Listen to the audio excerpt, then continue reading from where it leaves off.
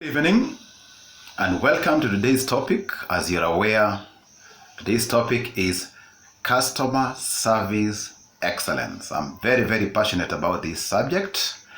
My name is Murimi. I'm a personal development coach and a corporate trainer.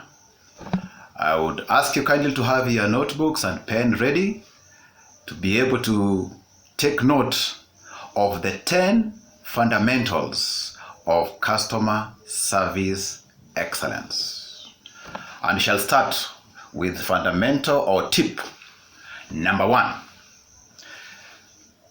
It's about what and why business. It's about recognizing what business is all about and why business.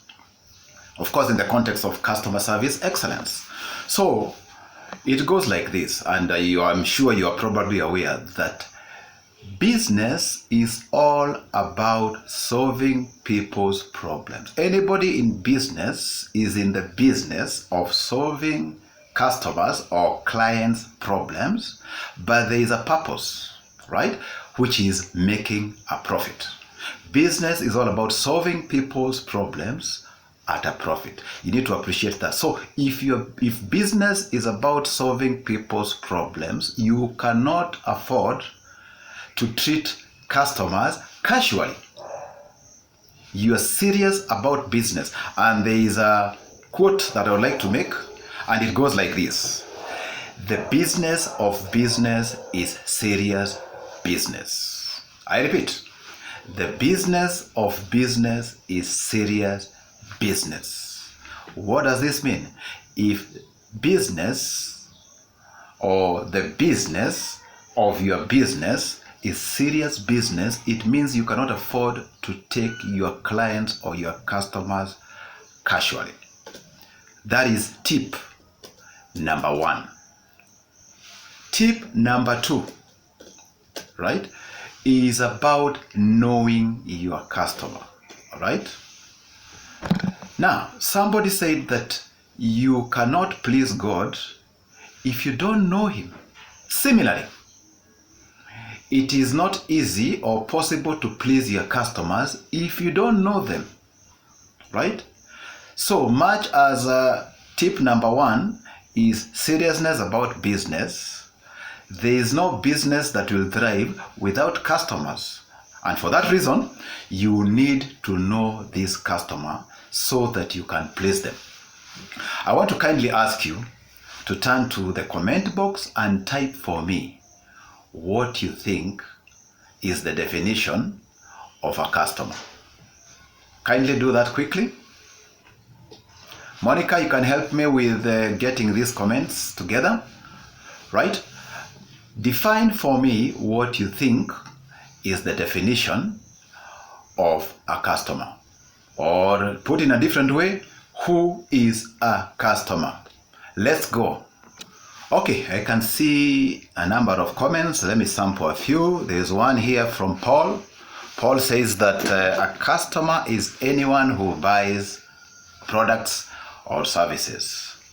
Okay, there is Grace, who says that a customer is the one who purchases products and services. Very good. Another comment from Elvis. A customer is someone who requires our services. A comment from Brian. A customer is someone who needs our services. All right, I think we can go with that. Now, the dictionary or the textbook definition, the one that I like the most, is as follows: that a customer is someone who needs our services. Take note of that. Someone who needs our services. You don't even talk about the purchase or the transactional aspect at this point, right? Our focus is on someone has gotten in touch with us either via phone, via email, or via social media, or visits us physically, right? At that point, what do they need? They need our attention. They need to establish whether we have got what they require. Okay, Let's have a quick recap of what we've covered so far about the fundamentals or tips of customer service excellence. Number one, right, is that business, right, needs to be serious. You need to understand, appreciate that your business is supposed to be serious, so you need don't take your customers for granted or treat them casual. Number two, know your customer. Number three, attitude and behavior. In fact, a research was conducted, right, about attitude, right, in the context of customer service excellence, and the findings were very interesting. The study was done on the reasons of factors that make customers quit. We had a customer, but you don't see them anymore, so they quit. 1% die. 1% of customers quit because they die. 3% quit because they move away. So if they are not within Kenya or the location of our business and they move to a different geographical location, we have lost them, right? 3% will move away. 5%, they develop other relationships. All right?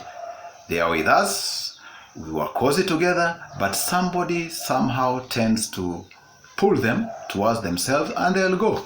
That's 5%.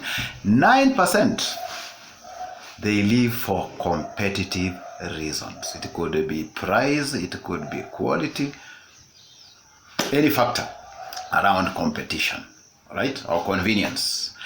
14% will leave because they are dissatisfied with our product or service. 1% will quit because they die. 3% will quit because they move away. 5% will quit because they develop other relationships. 9% will quit for competitive reasons. And 14% will quit because of competitive reasons. Now, what is 1 plus 3 plus 5 plus 9 plus 14? Right? Kindly type that in the comment box. What is 1 plus 3 plus 5 plus 9 plus 14%? Good. 32%. I can see a couple of you have typed 32%. That is correct. Now, what is the balance? What is remaining? What is 100% minus 32%? Type that for me quickly. Excellent. 68%. All right? Right. The finding was very shocking, that 68% of customers who quit do so because of staff attitude and indifference, or staff attitude and behavior. What sort of attitudes? They called, no one picked the phone, or they came, they were not acknowledged, they were not welcomed, or they were not greeted, or they asked a question and the response was a very rude response, or they complained about the product, but whoever was handling them was not helpful, or they were rude for that matter. Staff attitude and indifference. You can't be blamed for a customer dying, right? As a customer service giver, you can't be blamed when they move away. The 3%. You can't be blamed if they develop other relationships. Neither can you be blamed if they leave for competitive reasons. You can't be blamed if they're dissatisfied with the product, but you can be blamed for your attitude and indifference. If you treat them without dignity, if you're rude to them, that's your choice. It's you who treated them, not the company. So, a quick recap of what we have covered so far with regard to the fundamentals or the tips that would help us to improve our customer service excellence. Number one, right? Number one, can you remember? Who can remember? Type there, number one. Oh, very good. Yes. Business. Know your business. What about business and why business? Number 2, what? Excellent. Know your customer. Number 3, watch your attitude and your behavior. It can make customers quit. Right? Especially good customers. And what happens when they quit? They develop other relationships. They go. And they spread the word. The bad news, spreads very fast. And with that, ladies and gentlemen, we come to the end of part 1. Part 2, we shall cover the other fundamentals or tips. Thank you for tuning in, right? Start practicing these 3 insights and skills that we've covered today, and you'll notice some significant difference in pleasing and attracting our customers. I wish you all the best and see you tomorrow at 8:30. Tune in. Remember to tell a friend and please keep time. Good night for now.